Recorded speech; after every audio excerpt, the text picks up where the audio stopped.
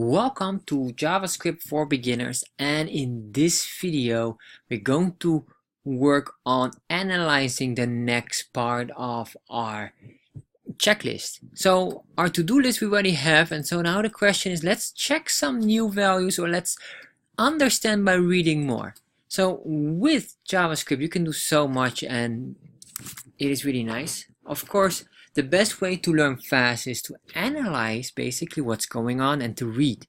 If you read what a JavaScript function does, you can copy that structure and that function method for your other functions in JavaScript. Basically, you duplicate whatever is created that works. And that's very simple. So let's look here, and then we already had this, and then we're going to focus now on the next part, which is the checked symbol, right? So what happened here? Add a checked symbol when clicking on a list item. So JavaScript really does only one thing here.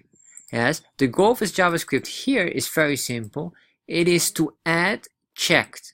So you can see here, this clicking or this design here is all done in CSS.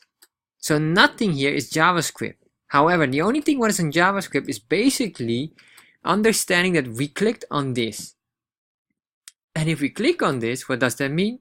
Well, it means that we need to add a special tag or a class to it. So how do we do that? Because you have to tell the system or whatever it is in your HTML document or in JavaScript where exactly we need to place our check design. So because let's check here, you can see instantly what I'm talking about. Let's click on this one here, the LI. If we click on this, you'll see here it's now checked. If we click it again, it is unchecked. So you understand this is already a toggle function. So that is fine. So let's look here now, and let's start to analyze here this entire text quickly so you understand what we did here. Alright, number one, you see here, create a variable, and this variable is named list. And this list variable is go search in the document and then query selector UL for unordered list. So what does this really mean? So maybe you might wonder, alright, what does this mean, query selector? Well, I did some research on it as well. So what is a query selector? Very simple.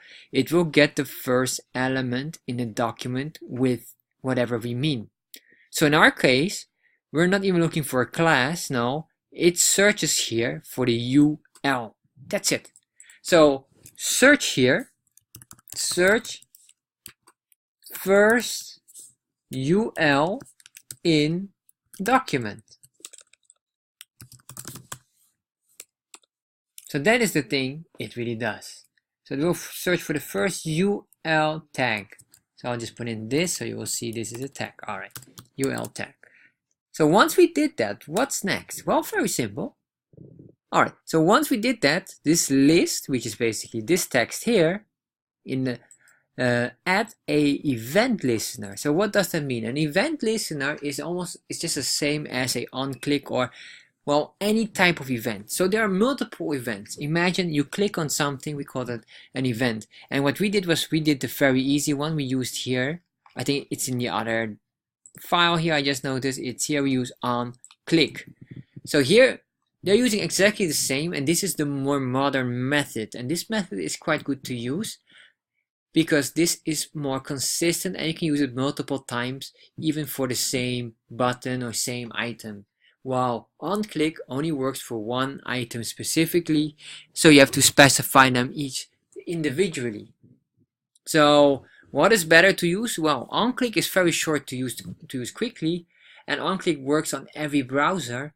The add event listener, it is starting to work on more and more browsers, and probably it is very close to almost covering everyone. Probably the only one that is not working here is Internet Explorer number 9, version 9. But I'll be honest with you, who uses Internet Explorer these days, or especially the old version? Everyone is going to Edge. However, Google Chrome is considered one of the top. Alright, so enough about the background focus. Let's start again here and continue. So what we say here basically, add event add, well, not even an event, add a click event.